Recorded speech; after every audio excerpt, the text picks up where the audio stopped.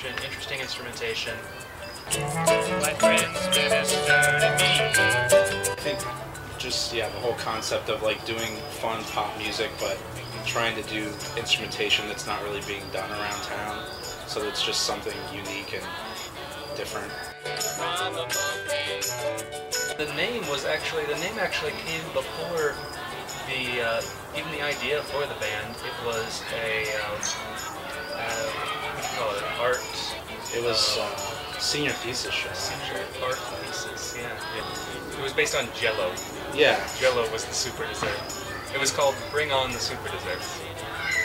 So we had it was like we had the name and the concept sort of grew out of that, and then everything just sort of kept growing organically.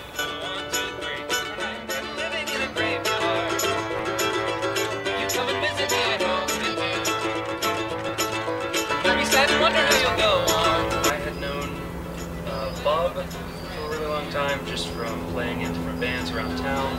So we were talking about playing in some kind of pop band together, and talking about weird instrumentation that we could add. One name that came up was a ukulele player named Eve, who was playing in a group called Bird and Flower, a solo project. And then I was looking for a sitar player, and we found Tyler, who had just started playing sitar. He also plays banjo and guitar.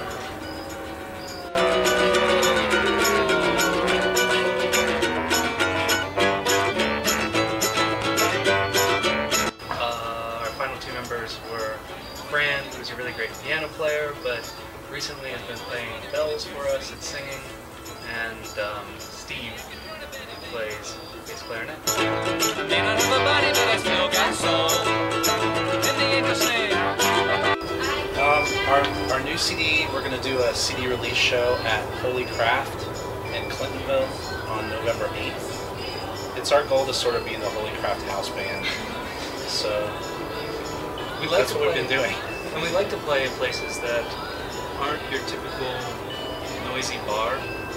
We'd much rather play at like an intimate space that doesn't usually have shows. We like playing outside even because we can.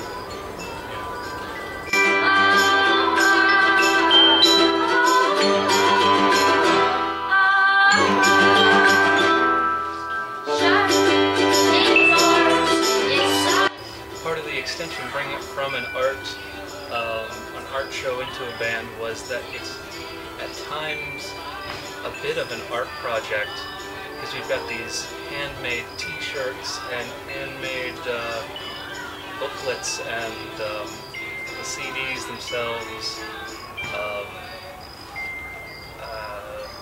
What would you call it? They go in this packaging that makes them look like a 7-inch. So there's all this kind of homemade concept, do-it-yourself art kind of a concept that goes along with the band.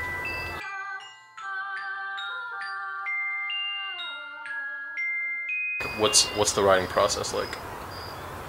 We've got 4 different songwriters actually. We all kind of write our songs individually, and then either we use them for our solo projects, or we make them up and then bring them to practice and kind of work at it on, like, as a group, and add all the crazy instruments and stuff that we can. Take me to a disco, take me back home, bring me all alone. Adding the bass clarinet was actually the greatest idea I've ever had. It's going on this tombstone. Because we thought it would be fun to add a bass clarinet instead of a bass guitar or a keyboard just playing bass, and then we couldn't have predicted how awesome a bass clarinet playing a simple bass part sounds. So fun. We couldn't predict how awesome Steve. Yeah. How awesome he is in general. Yeah. What ties the band together.